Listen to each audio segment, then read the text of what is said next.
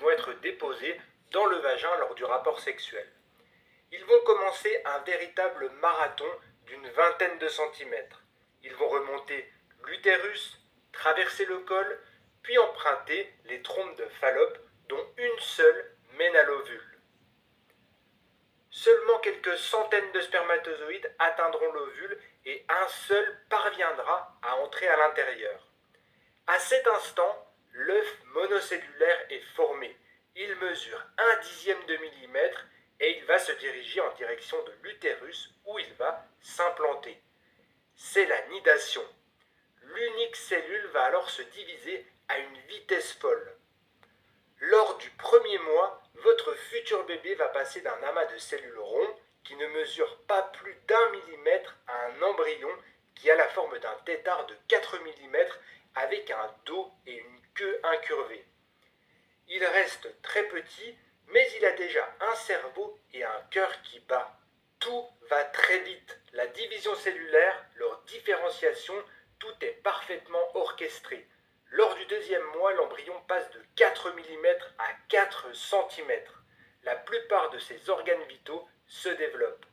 Ses bras et ses jambes poussent et son visage se dessine avec une bouche, des yeux et des oreilles.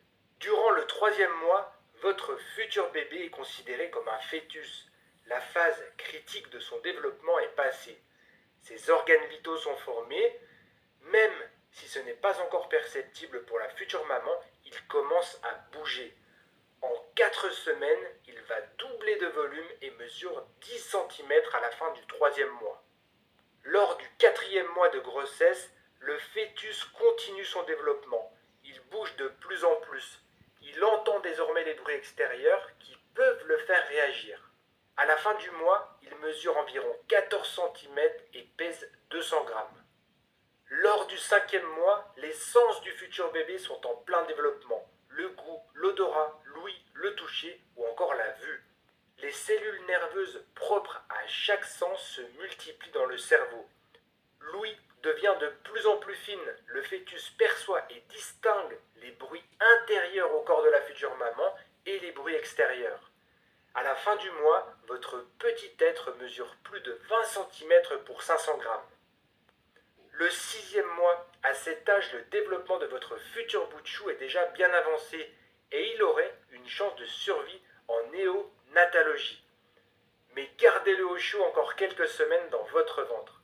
En effet, ses poumons doivent encore se développer et gagner en maturité. Il est de plus en plus sensible au monde extérieur. Son pouce accélère lorsqu'il entend un bruit. Chose incroyable, il peut même parfois bouger au rythme du son de la musique. Il peut commencer à sucer son pouce. À la fin du mois, il mesurera 25 cm pour plus d'1 kg. Durant le septième mois, votre bébé continue de grandir pour s'adapter à la croissance de ses organes et de son cerveau qui évolue à toute vitesse.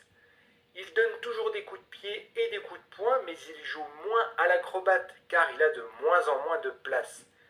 Il réalise toutefois une dernière galipette pour mettre la tête en bas, position idéale pour la naissance. En fin de mois, il mesure 28 cm et pèse 2 kg. C'est pendant les 2 derniers mois, le 8e et le 9e mois de grossesse, que le bébé va grossir le plus.